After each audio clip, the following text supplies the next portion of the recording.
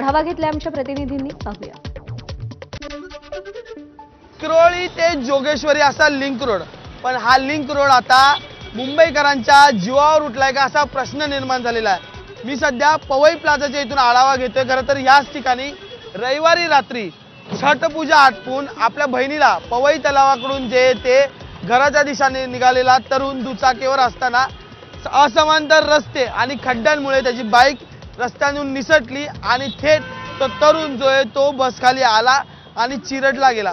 असाच एक दुर्दैवी मृत्यू सप्टेंबर महिन्यात सुद्धा झाला होता.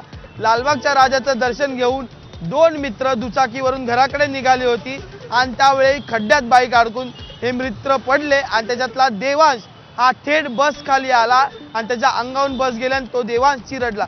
तशीच ऑक्टोबरमध्ये आणखी एक घटना ह्याच रस्त्यांवर घडली आणि त्यात एका कांबळेंचा जो आहे तो मृत्यू सुद्धा झाल्याची घटना समोर आलेली. त्यामुळे विक्रोळी ते जोगेश्वरी हा लिंक रोड आणि या लिंक रोडवर मागील 3 महिन्यात 3 दुर्दैवी मृत्यू रोड अपघातात रस्ते अपघातात झालेले पाहायला मिळतात.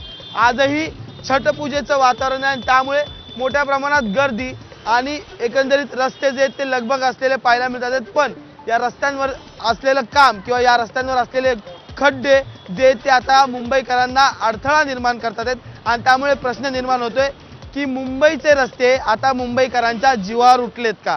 व्हिडिओ जर्नलिस्ट अजित कदम सह मी अजय माने, एबीपी माझा, मुंबई.